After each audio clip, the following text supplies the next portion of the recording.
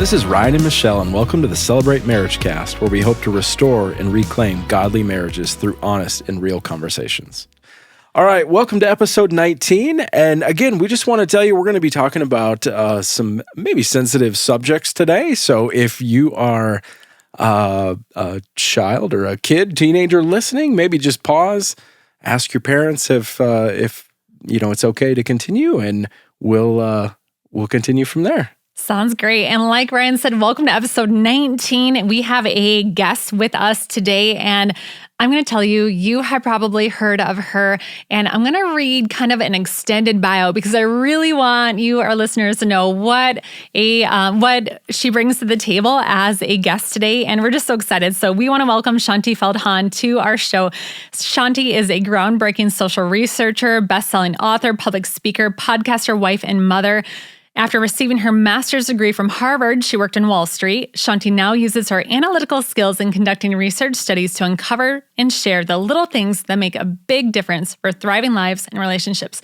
Her books have been translated into over 26 languages. Ryan, that's incredible. Wow, yeah. And 3 million copies have been sold, more than that. Shaunti's best-selling For Women Only and For Men Only, which she co-authored with her husband, Jeff, have transformed countless lives. These landmark books offer research-based, simple aha moments. We have these books in our house. They're sitting here today. Such great aha moments that allow the reader to suddenly see and remove the obstacles to a great relationship. Shaunti's conversational, innovative way of sharing these findings have been featured in other books such as Thriving in Love and Money, The Kindness Challenge, The Surprising Secrets of Highly Happy Marriages, The Good News About Marriage, For Parents Only, The Male Factor, and now Secrets of Sex and Marriage. Wow, Shaunti, that is quite the resume. We are so glad to have you on our show. Welcome to you. Thanks so much. I'm really, really delighted to be with you. I'm so excited your church does this podcast. That's such a great way of equipping marriages. It's just awesome. Thank you. Awesome, thank you. Well, Shaunti, we want to introduce this book, Secrets of Sex and Marriage. This is a fantastic book, and I would recommend everybody pick up a copy. It's so good. But the Secrets of Sex and Marriage offers really revealing findings from the Marriage Intimacy Project, a study of 5,300 individuals about the most intimate aspects of their relationships. So the research includes the largest nationally representative survey ever conducted with married couples about sex. Wow. Which is awesome. So Feldhahn and Dr. Seitzma provide actionable knowledge and takeaways, including tips from Dr. Seitzma with more than 35 years of clinical experience. This is information readers can trust from both a scientific and a faith perspective. As one reader put it, this book was so helpful and down to earth. It was like a conversation with a friend, if your friend happens to be a pastor and a sex therapist. Again, I can't say enough. The book was so good, and I love it because I have a very analytical mind, and like when somebody can kind of like speak my language about a topic of sex, awesome, so good. So we want to start off, Shaunti. So what inspired really you to do this project and conduct this research to begin with? Well, it's interesting. For the last, it's been 20 years now. Wow. I've been conducting research, as you read in that very long bio. Thank you for that introduction. And so I've been doing these nationally representative research studies, and a lot of them, not all of them, but quite a few of them circled around issues around marriage. Right? Like that's been one of the big areas that we've really kind of dug into.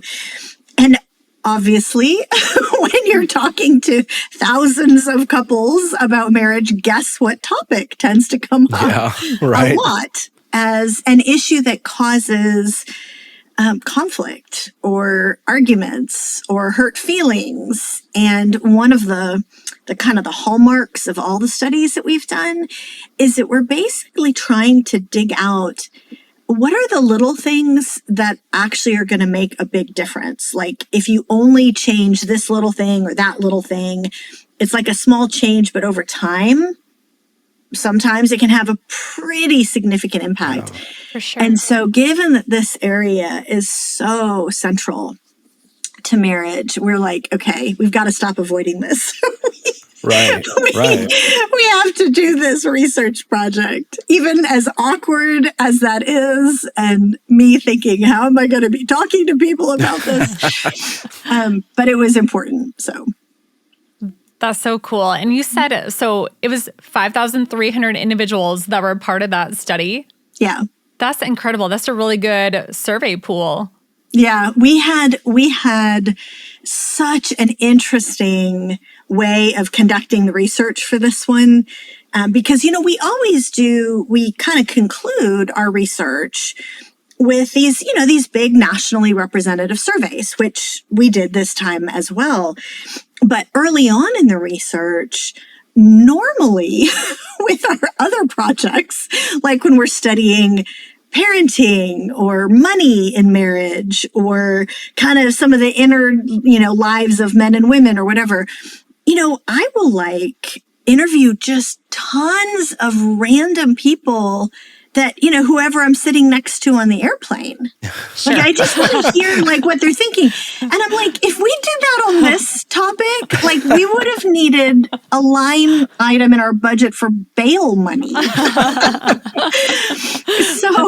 So for this one, we actually had a really, really fun time with the research because Jeff and I, we put out the word that we wanted to talk to just random average couples that we would never get a chance to talk to otherwise. But because of kind of the awkwardness, it was okay, how about we do a Zoom interview with you with your camera blacked out so you can see us. Yeah. We can't see you. We have no idea who you are. And you use a fake name. Sure. And so that's the way we did a lot of the initial interviews. So we talked to a lot of couples named Wanda and Vision, Han and Leia, Yeah, nice. whatever. That's amazing. That's so cool. A different approach for that study then, for sure. Yes, for sure. Shaunti, what is the most surprising or maybe the most important thing or a few things that the marriage intimacy study revealed? Well, probably the most, from what we can tell, the most impactful so far is something that causes so many heartaches and arguments that people don't realize is going on because we have expectations of how sex and intimacy just works, how this is the way it just functions. And we don't realize a lot of that is from Hollywood. Yeah. We have these concepts in our head of, and everybody listening to this, you all know what I'm talking about, right? If you see a movie where a couple is interested in this, it's they look at each other and there's this spark or this hunger and pretty soon they're kissing and the clothes are off and they're in bed. And if it doesn't look like that in your house, it can feel kind of, what's wrong with me? Why doesn't my spouse desire me that way? Or why don't I desire my spouse that way? You feel like something's broken. And one of the most important pieces of the puzzle for this project is actually demonstrating and quantifying that what you see in the sort of the Hollywood view of it, that's one type of desire, but there's actually two. There are two primary types of desire. You could call that kind of Hollywood feeling that kind of hunger for it, where you think about it and you do something about it. You could call that initiating desire because you desire to initiate. But there's a completely other type of desire called receptive desire. And the person with receptive desire, literally the physiology works in the reverse order. And the person with receptive desire, generally, they don't feel that sense of hunger, right? And instead, they make a decision to get engaged with their spouse in that way. And then as they get going, assuming that it's a positive experience, right? We're assuming goodwill in the marriage and that kind of thing. But as they get going, then suddenly they start feeling the sense of desire that maybe their spouse felt 5 or 10 minutes ago. Sure. Like act your way into a feeling. Yes. And both those types of desire are totally legitimate. They're just completely different. And it probably won't surprise people to learn that 73% of women have receptive desire. And now, of course, that means there's a whole cohort of women who have initiating desire or whatever. But it's really, really profound once a couple goes, wait a minute, I'm not broken, or my spouse isn't broken. This is literally a different type of physiology. Sure.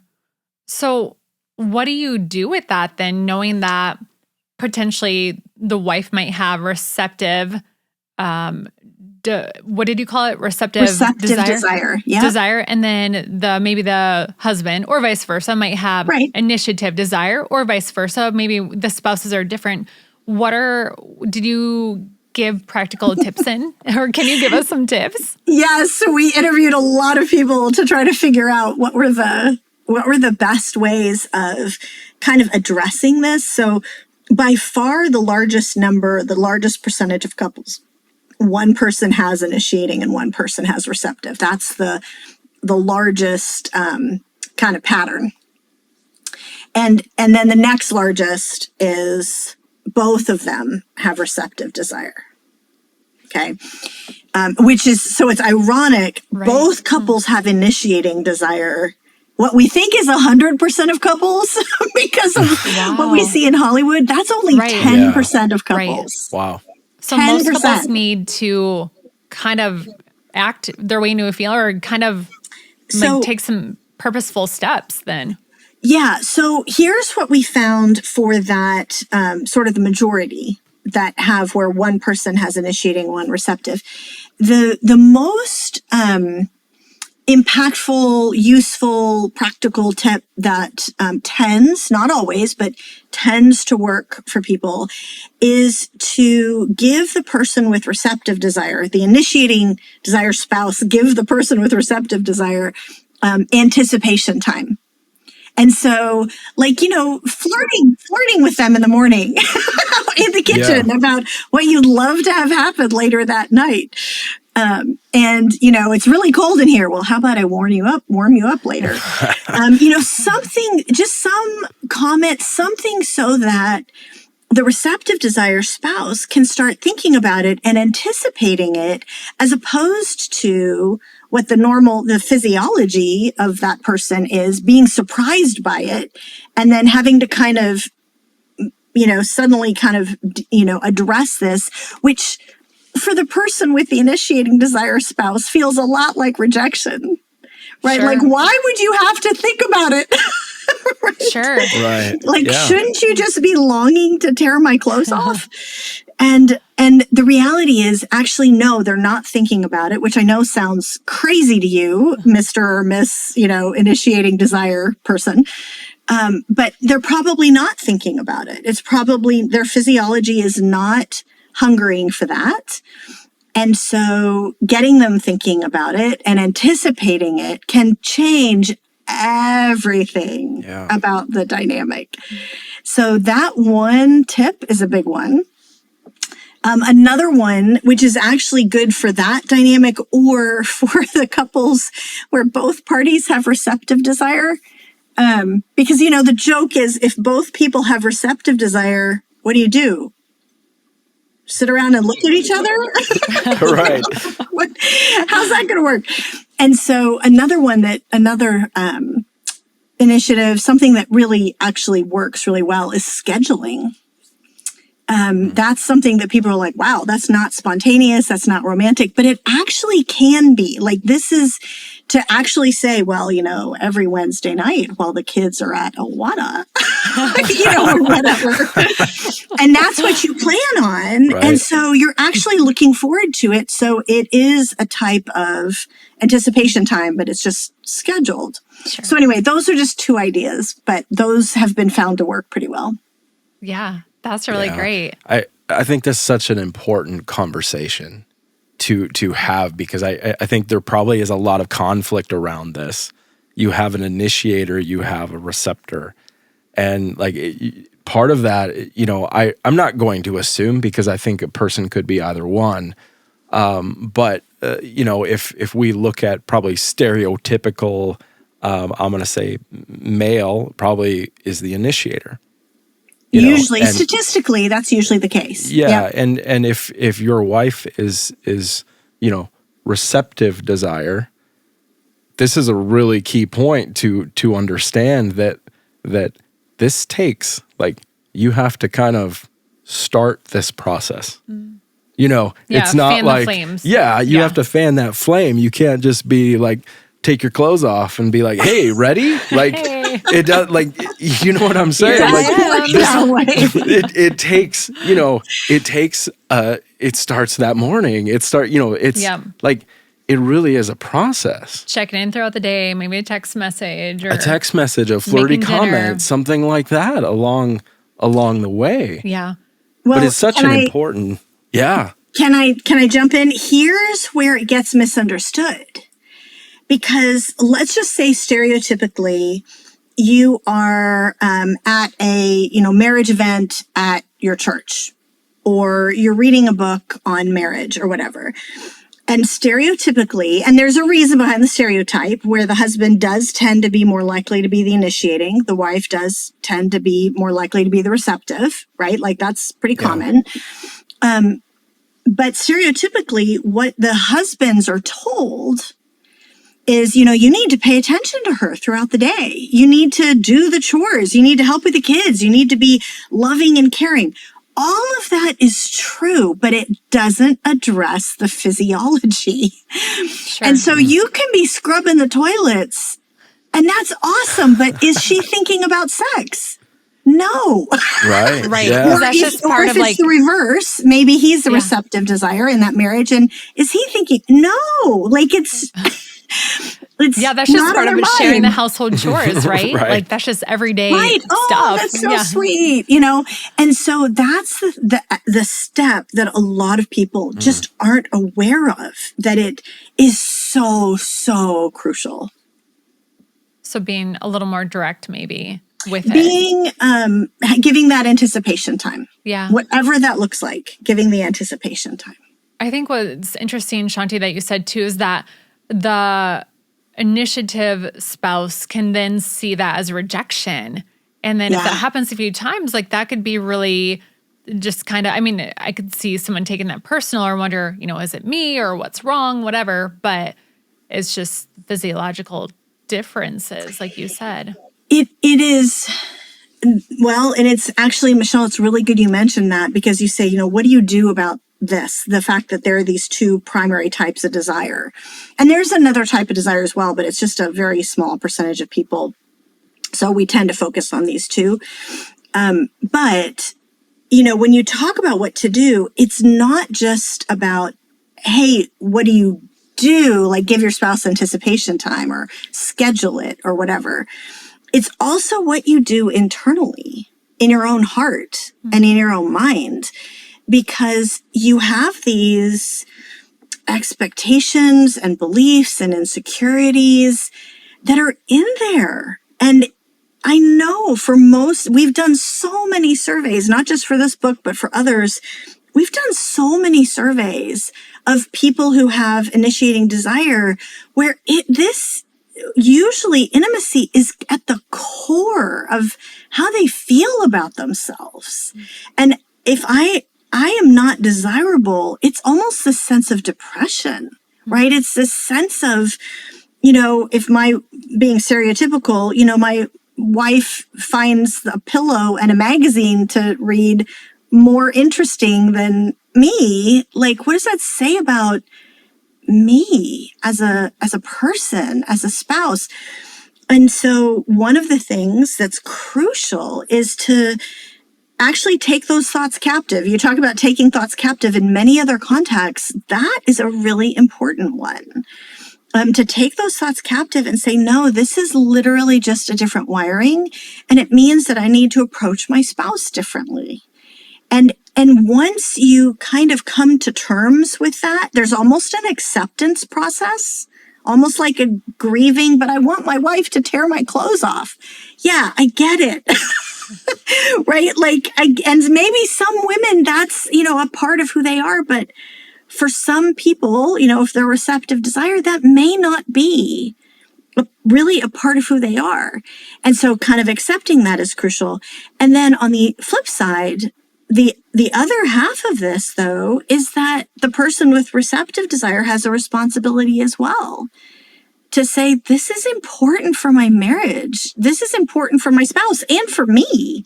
Yeah. I just don't think about it as often. And so I have a responsibility to think about it more often. And I've had different people, including receptive desire men, who've told me that they make little notes in their calendar about, I'm not going to be thinking about it. So I see the note and it gets me thinking, it's been a few days, it gets me thinking about it. So there's really, truly an internal reckoning with this on both sides as well. Yeah, that's so good. Yeah. Yeah. Last week we talked with Debbie Wade, who is a sex addiction therapist, and we talked about pornography. If you missed that episode, we definitely would encourage you to go back. It was so, so good. Not shaming, not condemning, just so educational, so helpful, so hope-giving.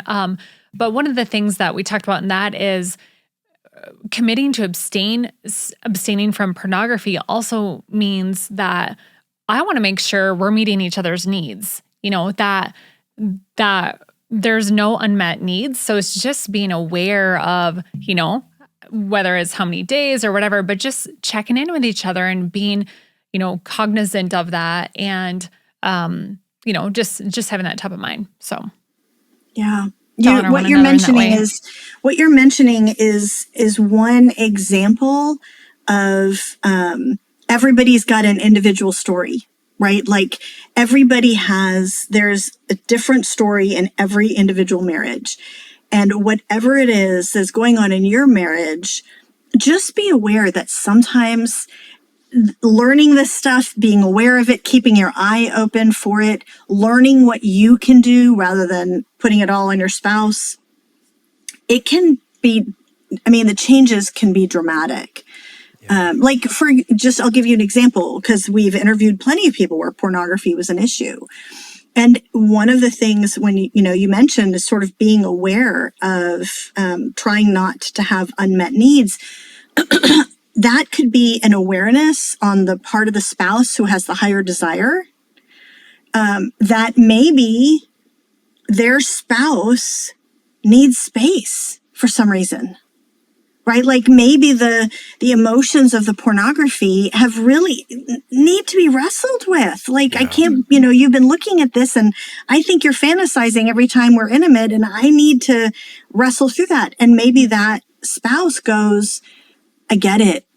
Right. So that need is met in a different way. There's so many different stories. There's no one, right example, but I love what it sounds like your therapist friend said last time, that it's about being aware, right? Yeah. It's so crucial. Yeah. That's so good. I think that leads us into the next question here, Shaunti, about just how can couples improve communication in this area? It's one of the things that I love about the book. There's so many myths out there of what's normal, what's okay, and so how can we improve communication between spouses in this topic? Well, one of the most important central kind of reckonings, I guess, sort of awarenesses. Is awarenesses a word? I don't know if that's a word. It is now. It's fine. Hopefully you know what I mean. Yeah. One of the most important understandings, let's just put it that way, understandings, is that we avoid communication because it's awkward to talk about. There's sometimes you think, well, nothing's going to change. There are these hurt feelings. I don't even know how to talk about it, because you think that what you're going to be talking about is, forgive me, is technique and body parts, right? Like that's in your head. That's what communication about intimacy amounts to. That's what you think it is. Yeah. And that is not what the communication is about. The communication is about all of the stuff under the surface, how you think, how you're wired, how you feel in these areas, how you feel when, I feel like you just spring this on me and, that I don't want to not be with you, but here's what it feels like, or how you feel when you feel abandoned, or how you feel when, look, I really need that. And I feel valued when you give me time to think about it ahead of time. And what you're talking about is the stuff under the surface. Yeah. And that is actually, it's easier to talk about in some ways. It's harder in other words, because it means you have to be attuned to it. And you have to be thinking and able to articulate stuff, which can take a little bit of time.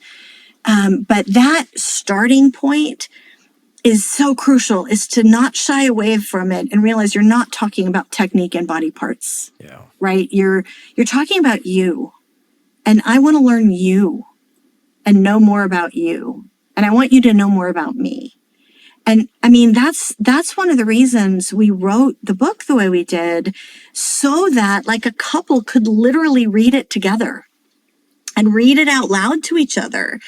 We had we had one couple who we did a podcast with right after the book came out.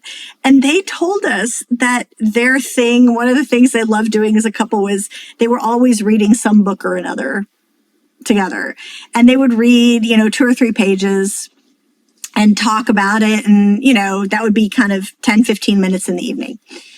And she said, we started your book and we got 2 or 3 sentences before we had to stop and go, is this how you feel? Whoa, Wow. I never knew. What? And that's the key. Is it's not just about this book, right? Find resources that you can talk through together, and that will really help with communication. Yeah, that's so good. That's so good, Shaunti. Thank you for sharing that story. I love that. And just not even being able to get further into the book, that makes me chuckle. Yeah, so that's really fun. good. Yeah, it's really good to good do as a couple then. Absolutely. Yeah. So Shaunti, obviously there's so much to the book here, and we really just kind of skimmed the surface today. But what else can couples expect to learn in the book, and also where can they get it? Well, what they can expect to learn is kind of the results of this nationally representative research project that was trying to dig out the most common issues, right? The things that tend to affect most couples in most cases, most of the time. Yeah. And of course, that means there's plenty of things it can't cover that are more specialized. But the idea is, again, to try to figure out what are the little things that make a big difference, right? And so that's what we were focusing on. And so I hope that that's helpful. And you can get it, wherever books are sold. But one other thing actually that might be helpful, if this has stirred up in you, wow, it's not just about the book. I feel like we need a lot extra help in this area, because that's not uncommon, where you do have issues like pornography or sexual pain, or things that are specialized, like my depression medicines reduce my libido, or whatever those things are. One of the things that might be helpful is, because Dr. Seitzma is a highly, highly regarded sex therapist who has actually trained most of the Christian sex therapists out there. Wow. In one way or another. We put together a website that's the same as the book title, so secretsofsexandmarriage.com. And on the website, there are a bunch of other articles and things that do go further into those specific, more specialized areas. And you can find some referral resources to trusted therapists that specialize in this area. Awesome. We can put those in our show notes too. That's fantastic. Yeah. Good. That's great. Good. That's great. Well, Shaunti, as we wrap up here, we ask all of our guests 3 questions, sort of rapid fire. So I'm going to set my watch here. We're just going to plan on 3 minutes and just, like I said, just kind of rapid fire here. But why is marriage important to you? What's your marriage why? I am gonna answer that question as a marriage researcher. Okay. Yes, love it. So as a marriage researcher, the reason it's important to me is that it is at the central nexus of human thriving. Every study that has ever been done, and this, by the way, this is not hyperbole, this is accurate. Any demographer, any sociologist will tell you that all of the issues of society, ultimately, whether it's crime or this or that or the other thing, they all trace back to is there a healthy marriage? Is there a healthy family? And if you have that the chances of poverty are lower, the chances of drug abuse are lower, the chances of all these other things that really hurt our flourishing as people, the abundant life that God has for us. And so it's not like a perfect magic button. Obviously, marriage itself can be a cause for hurt and concern and hardship and working, hard on stuff. But in general, that's why marriage is important. Yeah. That's so good. And Shaunti, best date night. So my best date night, I'll answer that one for me. You're going to laugh at this. Involve research? Jeff and I, but you still might laugh at this because Jeff and I actually speak at a lot of marriage conferences, right? A lot of churches, marriage events. And so we're always going somewhere really interesting where it's like, okay, we're done with the event. Where are we going to go to dinner? Never been to this town before. Yeah, fun.